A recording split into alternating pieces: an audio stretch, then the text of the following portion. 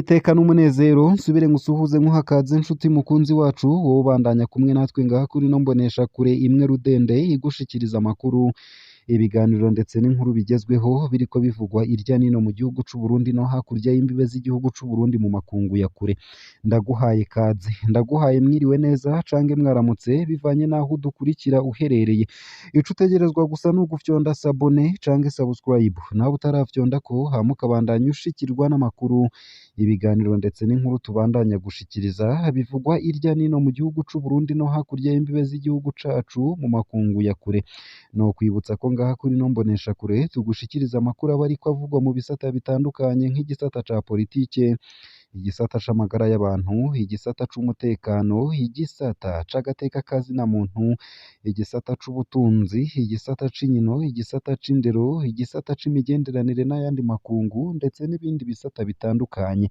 ndakwipfurije kubandanya uraroranirwa ndetse no kubandanya uragira ibihe vyiza Generale Adolphe Nshimirimana yoba yarazi ko yimirije kwicwa ano makuru arabashimikiye na cane ku nkuru ya Pacifique Ninahazwe aragira ati mu nkuru nabahaye mu kwezi guheze aho hari haciye imyaka 9 Lieutenant General Adolphe Nshimirimana agandaguwe narababwiye ko hari amabanga atangaje naganiriye na bamwe mu bari begereye Perezida Nkurunziza narababwiye ko igihe co kuyashira ahabona kitaragera n'ubu niko biri kubera ayo mabanga hari abo yoshobora gukwegera amakuru ngiye kubasangiza hano yavuye kuri umwe mu bagenzi b'umuhisi ahavuga ivyo yabonye vyamutangaje umunsi imbere y'urupfu rwa General Nshimirimana ebe no ku munsi yiciweko Adolphe yambwiye ko amaze ukwezi abizi ko bagenzi be bashaka kumwica nk'uko vyama kuri runo rubuga ntitwigera tuvuga uwaduhaye inkuru kugira ntitumukwegere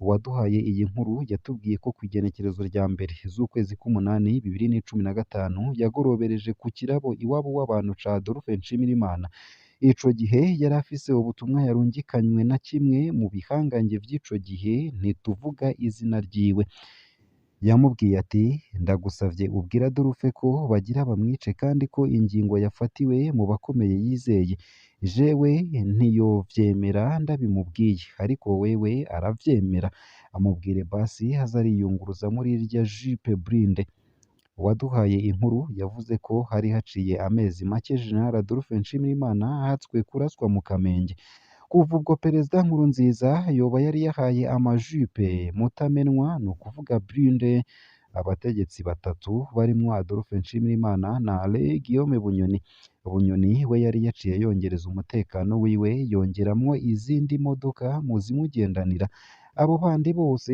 baciye batangura kugendera muri izo jipe Adolphe Nshimirimana yayigenderamwo mw'ijoro gusa atashe ku murango yabandanije kugendera muri kamyonete double cabine uwaduhaye inkuru yatubwiye ko vyamugoye guha ayo makuru Adolphe Nshimirimana uwo mugoroba yari yicaye mu kirabo iwabo w'abantu ariko asangira agacupa n'abantu bane ntidushimye kubatomora uyu muntu yaramubwiye ko amukeneye cane ariko haguma yiyicariye muri ba bantu yaratinze aramuronka wenyene aramuha ya nkuru wa muntu yatubwiye ati naratangaye cane yanyishuye ngo niho ukivyumva ndabimaranye ukwezi uko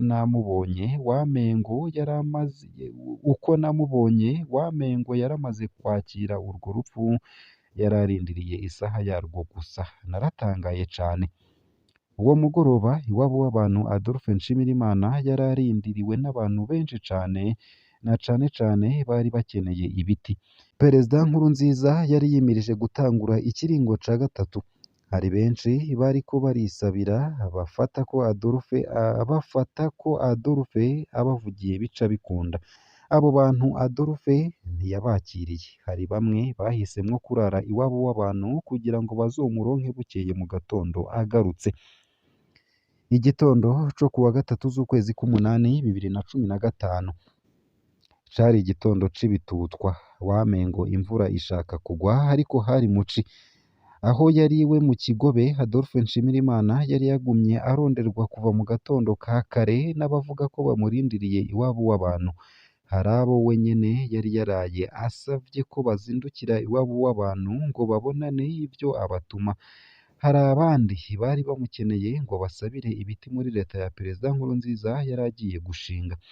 Adolphe yavuye aho yaba mu Kigobe hafi saa zibiri z'igitondo azikagiye iwabo w'abantu akaca aja ahandi hantu kubonana n'abandi hanyuma akaca anyaruka ku kirimba kwa Perezida Nkurunziza kumubwira ibyo yaganiriye n'abo bose. Hano harakenewe amatohoza yimbitse ku bijanye n'uyu mubonano yategerezwa guca ajamwo ku kirimba. Adolphe Nshimirimana yavuye muhira abateguye kumwica bamubona.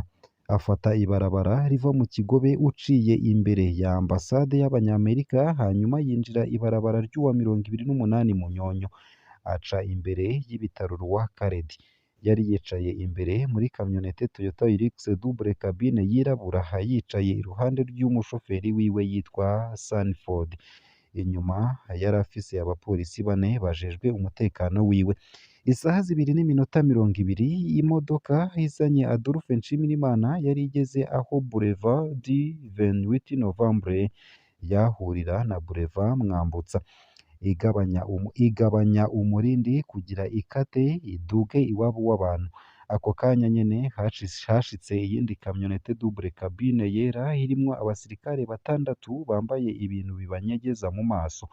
Bari bafise ibikoho bikomeye nka lance rokete na za mitrailleuses.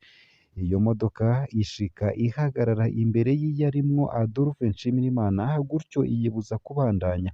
Mu kanya isase rokete iterwa imodoka ya Adolphe irayihusha.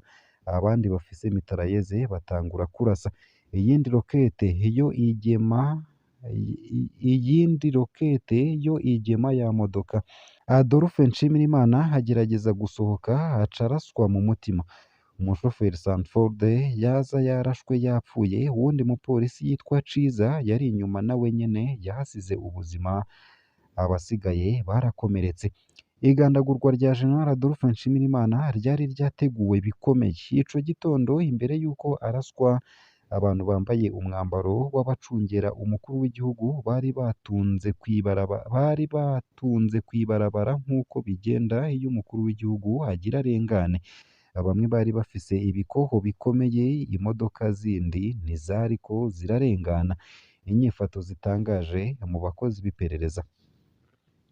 Uwaduhaye inkuru yavuze ko ico gitondo yabonye inyifato zitangaje muri bamwe mu bakozi b'iperereza.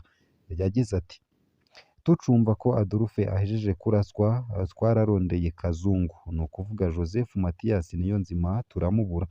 Amatelefone yiwe yose uko ari 3 yarazimije.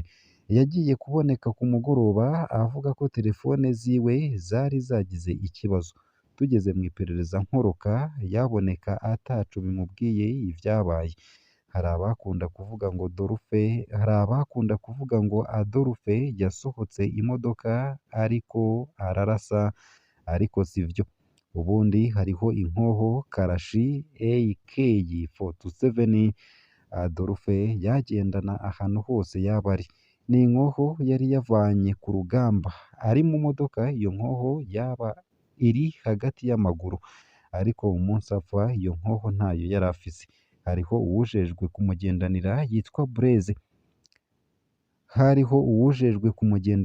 yitwa Blaise. Mu bisanzwe uyu yari umuntu bamana nawe. Ico gitondo ntibari kumwe. Yavuze ngo bari guhurira iwabo w'abantu. Bamubajije iyo nkoho ya Adolphe iri, yishuye ko yari amaze igihe ayitanze ngo bayihe abari mu Kiriba Onde, ni ukuvuga mu buseruko bwa Repubulika Iharanira Demokarasi ya Kongo. Nta n'umwe yatahuye ingene inkoho ya Adolphe ariyo yatanzwe gutyo. Umuntu aravye ivyabaye arabona neza ko ari urupfu rwateguwe mu butegetsi. Nta matohoza y'ukuri yigeze abaho. Nk'uko vyama mu butegetsi bwa CNDD-FDD, nta matohoza y'ukuri yigeze akorwa kw'igandagurwa rya Adolphe Nshimirimana. Uyu muntu yatubwiye ati: turi benshi dufise ico tuzi ku vyabaye uyu munsi, ariko nta n'umwe yigeze abitubaza. Sintahura ingene abatohoje batarondeye nk'abo bose bari barindiriye Adolphe iwabo w'abantu bakaraba ko bamwe ataco bari bazi.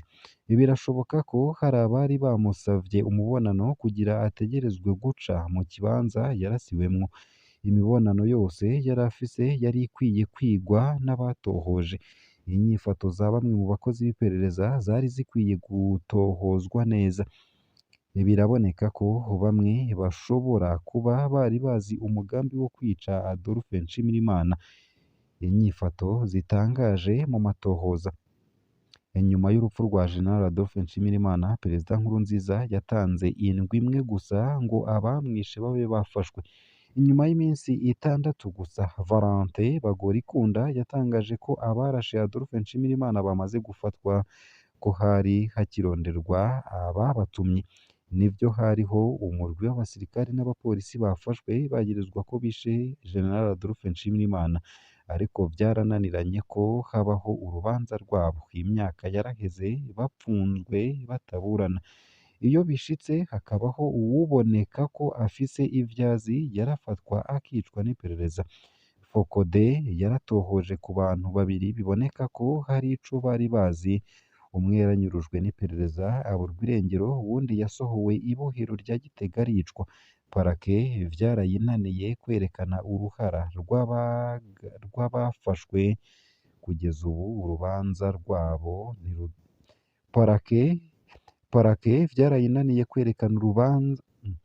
Parake vyarayinaniye kwerekana uruhara rw'abafashwe. Kugeza ubu urubanza rwabo ntirurahera. Aho yaburana, General Guillaume Bunyoni yavuze ko abishe General Adolphe Nshimirimana batigeze bafatwa. Yavuze kandi ko igihe wenyene ahunga baje kumusaka yanse kwicwa nka Adolphe Nshimirimana. Amajambo asa n'ayasigura ko ubutegetsi bwiyiciye Adolphe Nshimirimana. Adolphe Nshimirimana yari afise abansi mu mpande zose, mu batavuga rumwe n'ubutegetsi, mu butegetsi bwa Nkurunziza, mu makungu. Urupfu rwiwe rurashobora kuba rwakozweko n'abantu bo mu mirwi yose nk'uko dukunze kuvyandika. Amwe mu makuru dufise twahawe n'abari begereye Perezida Nkurunziza ntituragira kuyavuga kugira ngo ntidukwegere abayaduhaye. Muri iyi nkuru twirinze gutangaza ibishobora gufatisha uwaduhaye intahe. Ino nkuru nkaba nyisomye neza na neza nk'uko yanditse ku rukuta rwa Pacifique Ninahazwe.